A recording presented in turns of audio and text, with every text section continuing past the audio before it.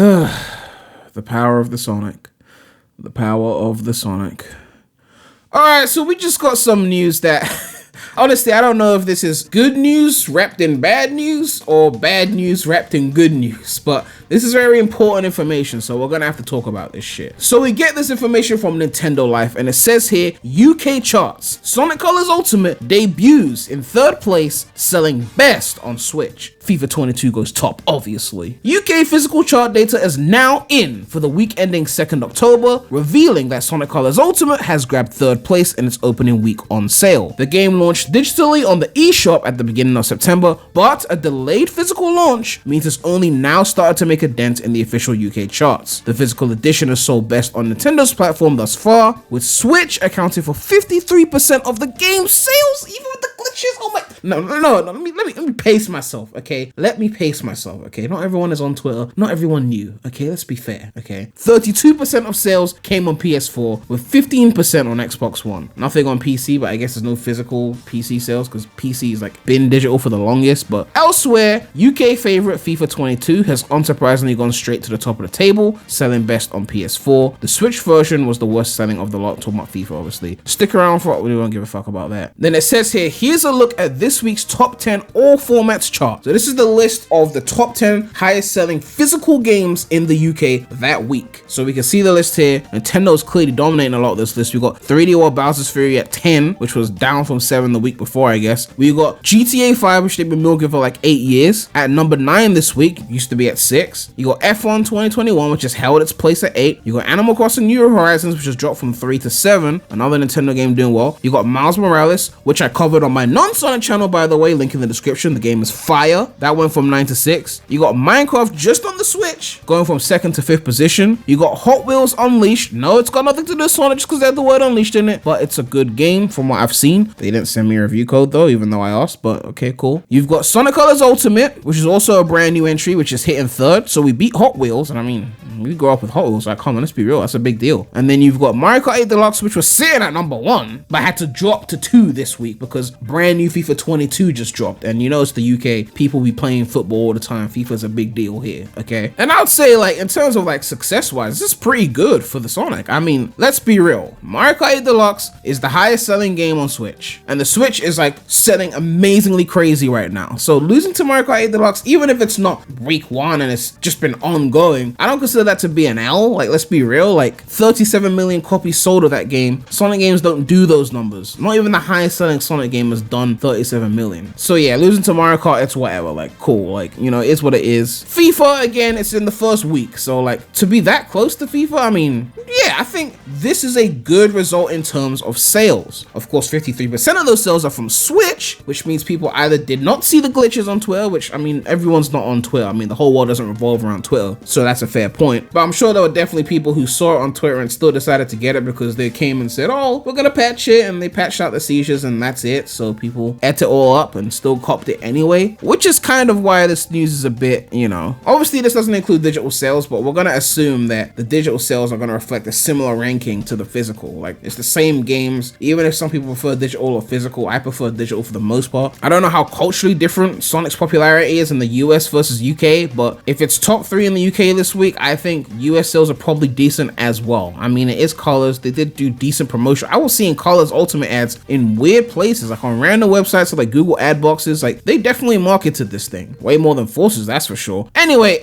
it does kind of make me worry because Iizuka has gone on record multiple times saying that they would consider remastering more old Sonic games if Colors Ultimate was a success. I even mentioned in my previous video that they said this exact same thing when asked about a Sonic Adventure remake. So like, they are watching the details of this thing. In terms of the critic scores for Colors Ultimate, it was in the low 70s for all the ports except for the Switch port, which got like a 64 or 65 or something like that on Metacritic. So it's not performing as bad as you would think. Given the kind of glitches and things that were there, it's obvious that people are willing to defend the Wisp game more than say an 06 or something like that. But that now means that we have an opportunity to potentially get more remasters and remakes, which is why I said before, this is either good news wrapped wrapped in bad news or bad news wrapped in good news, because yeah, we get the opportunity to get more, but if something of this level of quality was able to still do well because of the power of the Sonic and good marketing, does that mean they're gonna butcher other things as well? Like, as much as a lot of us want remasters and remakes of our favorite games, we can't even trust them to give it the quality assurance it deserves. Nonetheless, I think the three most likely things that we'd get next, not in any particular order, but just like the three things that I think are on the table: Generations, Ultimate, maybe an Unleashed port, and Adventure remakes. I don't know if he's even gonna do Adventure 2, because he seems to focus on Adventure 1. When Iizuka mentions the remakes, he just says Adventure remake. I mean, let's be real, they didn't even remaster Unleashed Colors Generations in one pack and sell that together. Like, they did Colors on its own, and that was just a remaster. So if we're talking remakes,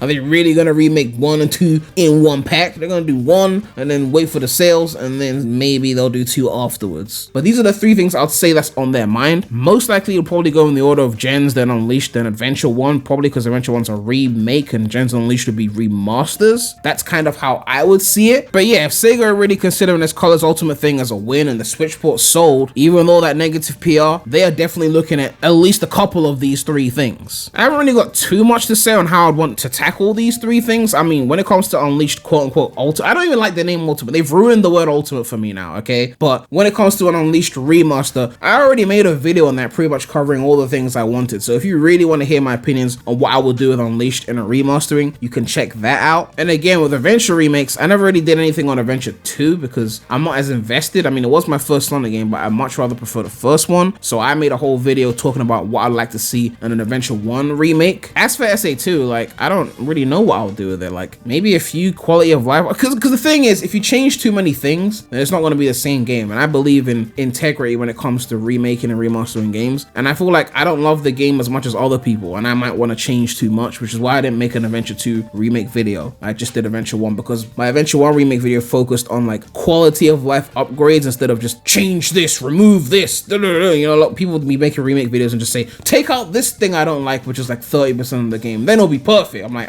I don't want to do that to the hardcore SA2 fans and just be like, take out these things because I don't like them that much, you know? The parts of SA2 I love, which is like the speed stages and the mech levels. I love the mech levels. Treasure hunting, not my favorite, but I wouldn't call it bad. I just don't like treasure hunting that much. It's not a bad play style. I don't think it was poorly made. I mean, the radar thing was kind of weird, but I don't think it was poorly. It was just not for me. I'm very bad when it comes to finding things. I like very linear but tough things, you know, like Crash, which I also cover on my non-Sonic channel, link in the description, which I guess that would leave Generations quote-unquote Ultimate. Generations is a game that is pretty much the only modern Sonic game that's been left unscathed in terms of reputation. Literally every other modern Sonic game, at least the quote-unquote 3D ones, like the main series ones, have had changes in opinion over the years. Generations is the only one that's maintained its good, at least for the decade that it's been out. And if they fuck up an Ultimate, then it's gonna go the way of Colors and essentially have that, oh, it's not good anymore moment, essentially. Like, imagine Game Grumps playing a glitchy version of Generations on PS5 and then mocking it and shit like that. So if they do Generations Ultimate, then they really have to do it right so they don't fuck up the reputation of the last modern 3D Sonic game that is still universally well received, okay? Now, I don't think we have enough content for, say, a Generations 2. I mean, it has been a decade, but since they started making way less games over the years, I still think there's enough to add a whole new era to Generations for this remastering. Like, they could add 3 levels, like say 1 from Lost World, 1 from Mania, 1 from Forces. That will take the level count from 9 to 12, making an already short game a decent amount longer, especially if they add like the missions and like another boss as well, like an arrival battle as well, things like that. Like, I don't know which levels I'd pick, but let me know if you want me to do a full video on Generations Ultimate and how I'll tackle it. But yeah, like something from Lost World, maybe Desert Ruins or Lava Mountain. I like those zones. And for Mania, I'd probably pick, I guess Studiopolis is the most iconic new stage. I guess maybe some people would want Mirage Saloon as well. I love Titanic Monarch Act 1, by the way, one of my favorite levels. But honestly, my favorite level in Mania is actually an old level, Flying Battery Act 2, best classic song level, period. And as for Forces, I guess they could go with like Metropolitan Highway or Sunset Heights. But then we also have Crisis City and Generations, so Sunset Heights would be too samey, I guess. But again, if you want a full video on that, let me know. But 3 levels, 1 from each of those games, and then a rival battle could be like, I don't know, if it's from the fucking meta era, then the rival battle would probably be like Zavok or some shit like that.